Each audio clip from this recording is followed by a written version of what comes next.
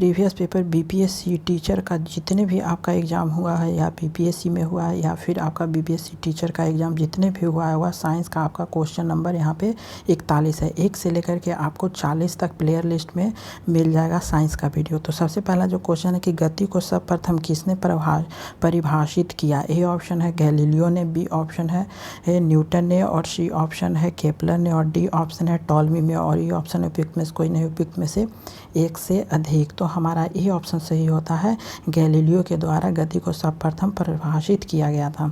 अगला क्वेश्चन है कि लोलक की कालावधि मीन्स टाइम पीरियड।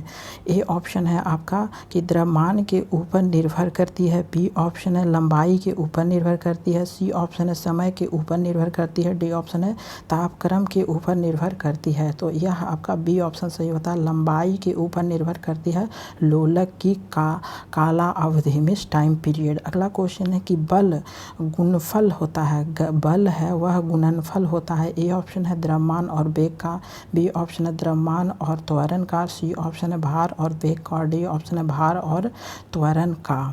तो इसका बी ऑप्शन सही होता है, द्रव्यमान और त्वरण का यह बल गुणनफल होता है। अगला क्वेश्चन है कि त्वरण ज्ञात करने का सही सूत्र होता है। ए ऑप्शन है ए बराबर भी माइनस यू बाई टी होता है, बी ऑप्शन है ए बराबर U plus V T, C option है ए बराबर आपका भी यू प्लस बटा आपका टी, और डी ऑप्शन है ए बराबर भी प्लस यू बटा टू। तो इसका जो सही आंसर है वह हमारा ए ऑप्शन सही होता है, यह ए बराबर भी माइनस यू बटा टी होता है। अगला क्वेश्चन है वॉशिंग मशीन का कार्यकारी सिद्धांत क्या है। ए ऑप्शन है विपरीत परासरण, बी ऑप्शन है प्रसार, सी ऑप्शन है अपकेंद्रण, और डी ऑप्शन है अपोहन, और ये ऑप्शन है उपयुक्त में से कोई नहीं, उपयुक्त में से एक से अधिक। तो हमारा सी ऑप्शन सही होता है अपकेंद्रण। जो वॉशिंग मशीन का कार्यकारी सिद्धांत होता है वह अपकेंद्रण होता है। अगला क्वेश्चन है कि निम्नलिखित में से कौन सी राशि सदिश नहीं होती है। ए ऑप्शन है विस्थापन, बी ऑप्शन है वेग, सी ऑप्शन है बल, और डी ऑप्शन है आयतन। तो डी ऑप्शन सही होता है, आयतन होता है। अगला क्वेश्चन है कि पदार्थ के संवेग और वेग के अनुपात में से कौन सी भौतिक राशि प्राप्त की जाती है। ए ऑप्शन है वेग, बी ऑप्शन है त्वरण, सी ऑप्शन है द्रव्यमान, और डी ऑप्शन है बल। तो इसका सी ऑप्शन सही होता है, वह द्रव्यमान है। अगला क्वेश्चन है कि 1 किलोमीटर दूरी का तात्पर्य होता है वह एक, ए बराबर 100 मीटर, बी बराबर 1000 सेंटीमीटर, सी ऑप्शन है 1000 मीटर, और डी ऑप्शन है 100 सेंटीमीटर। तो इसका सी ऑप्शन सही होता है, 1000 मीटर होता है 1 किलोमीटर का दूरी का ताप मीन्स। अगला है कि 1 पिकोग्राम बराबर होता है, 1 पिकोग्राम बराबर कितना होता है। ए ऑप्शन है 10 की पावर माइनस 6 ग्राम के, बी ऑप्शन है 10 की पावर 9 ग्राम के, सी ऑप्शन है 10 की पावर 12 ग्राम के, और डी ऑप्शन है 10 की पावर 15 ग्राम के। तो इसका सी ऑप्शन सही है 10 की पावर माइनस 12 ग्राम के। अगला है कि आप एक लिफ्ट में खड़े हैं, तो लिफ्ट के फर्श पर आपके भार द्वारा लग रहा बल, ये ऑप्शन है लिफ्ट के 9.8 मीटर पर सेकेंड के त्वरण से ऊपर जाते समय शून्य होगा, बी ऑप्शन है लिफ्ट के 9.8 मीटर के त्वरण से नीचे आते समय शून्य होगा, सी ऑप्शन है लिफ्ट के 9.8 मीटर पर सेकेंड स्क्वायर के त्वरण से किसी दिशा में जाते समय शून्य होगा, और डी ऑप्शन है लिफ्ट के त्वरण की दर बदलने से प्रभावित नहीं होगा। तो इसका बी ऑप्शन सही होता है, लिफ्ट के 9.8 मीटर पर सेकेंड स्क्वायर के त्वरण से नीचे आते समय शून्य होगा, बी ऑप्शन यहाँ पे सही है। अगला क्वेश्चन है कि यदि एक पंख, एक रबर की गेंद और एक लकड़ी की गेंद निर्वात में एक समान ऊंचाई से स्वतंत्र पूर्वक एक साथ गिरा रहे तो होगा।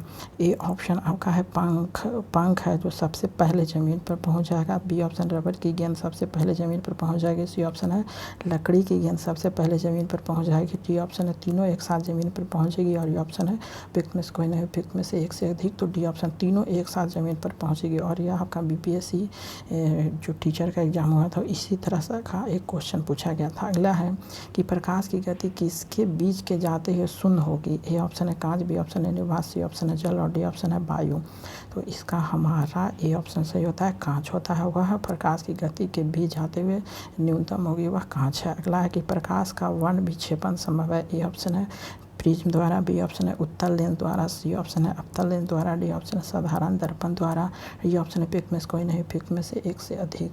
तो इसका ए ऑप्शन सही होता है प्रिज्म के द्वारा। अगला क्वेश्चन है कि 20 सेंटीमीटर फोकस की दूरी उत्तल लेंस की सतह पर सफ़ेद घोड़े का प्रतिबिंब बनने के लिए बड़ी संख्या में काले रंग की पतली पट्टियाँ बनाई जाती है, वह प्रतिबिंब कैसा होगा? ए ऑप्शन है कम चमक वाला एक घोड़ा, बी ऑप्शन है काली पट्टी का एक जेब्रा, सी ऑप्शन है काली पट्टी का एक घोड़ा, डी ऑप्शन है पिक में से एक से अधिक, ए ऑप्शन है पिक में से कोई नहीं। तो इसका ए ऑप्शन है कम चमक वाला एक घोड़ा। अगला क्वेश्चन है कि ध्वनि की तीक्ष्णता किसके द्वारा निर्धारित की जाती है? ए ऑप्शन है ध्वनि वेग, बी ऑप्शन है ध्वनि का आयाम, सी ऑप्शन है ध्वनि का तरंग, डी ऑप्शन है पिक में से एक से अधिक, ई ऑप्शन है पिक में से कोई नहीं। तो इसका हमारा सी ऑप्शन सही होता है ध्वनि का तरंग के द्वारा। अगला है कि निम्नलिखित में से कौन सा फोटो इलेक्ट्रिक उपकरण डिजिटल अनुप्रयोग के लिए सबसे उपयुक्त है? ए ऑप्शन है फोटो डायोड, बी ऑप्शन है photovoltaic cell, C option है फोटो उत्सर्जक और डी ऑप्शन है पिक में से एक से अधिक, ई ऑप्शन है पिक में से